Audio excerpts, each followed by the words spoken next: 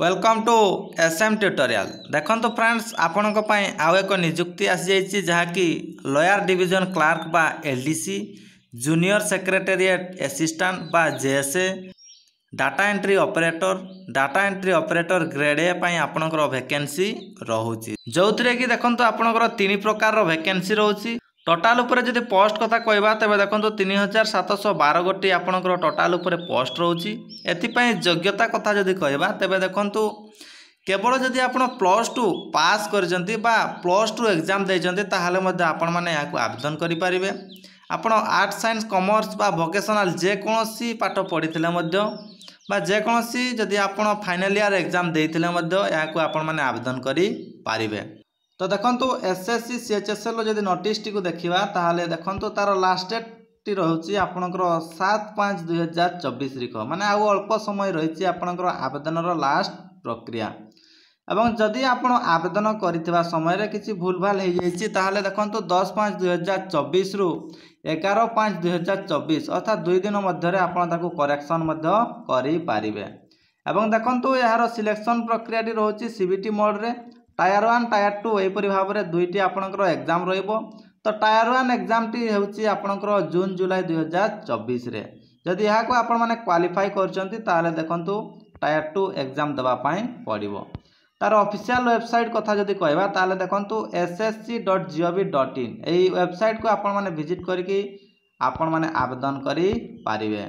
एवं देखंतु एलडीसी बा जेएसए रो जदि दरमा कथा कहबा तबे देखंतु 19900 टंका रो आपणकर 63200 टंका मध्य रे आपणकर दरमाटी रहइबो। एवं डीओ रो जदि दरमा कथा कहबा तबे देखंतु लेवल 4 रे रहउची आपणकर 25500 टंका रो 81100 टंका।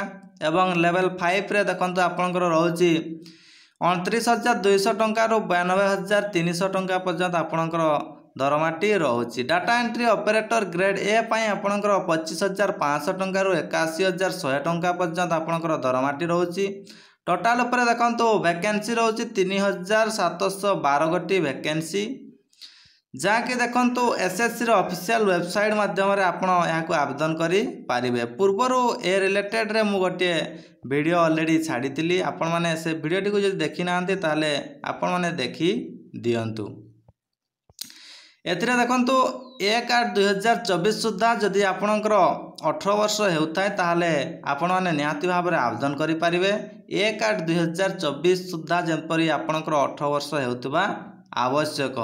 18 रु 27 वर्ष मध्य रे आपणकर बयस सीमा थिले याको आवेदन करि पारिबे। ता व्यतीत मध्य देखंतु एज रिलैक्सेशन मध्य पाई पारिबे। एससी एसटी कैंडिडेट माने 5 ईयर रो एज रिलैक्सेशन पाइबे। ओबीसी कैंडिडेट माने देखंतु 3 ईयर रो एज रिलैक्सेशन पाई पारिबे। पीडब्ल्यूडी कैंडिडेट अनडिजर्व रो देखंतु 10 वर्ष, पीडब्ल्यूडी ओबीसी पई 13 वर्ष, पीडब्ल्यूडी एससी एसटी पई देखंतु 15 वर्ष एई परि भाबरे एज रिलैक्सेशन मध्य पाई पारिबे। तो यह थिला आपण मानको पई छोटिया इन्फॉर्मेशन। जदि आपण ए पर्यंत आवेदन करिनांती एवं +2 पास करिसंती बा +2 आपण एग्जाम देचंती ताहाले आपणको पई यह हेउची सुवर्ण सुजोग, जहा कि एलडीसी बा डाटा एंट्री बा आपण सीएचएसएल कहि पारंती। याको आपण माने निहाती भाबरे आवेदन करंतु। Thank you. जय जगन्नाथ। पुणी देखा बा आ एक नवा वीडियो रे।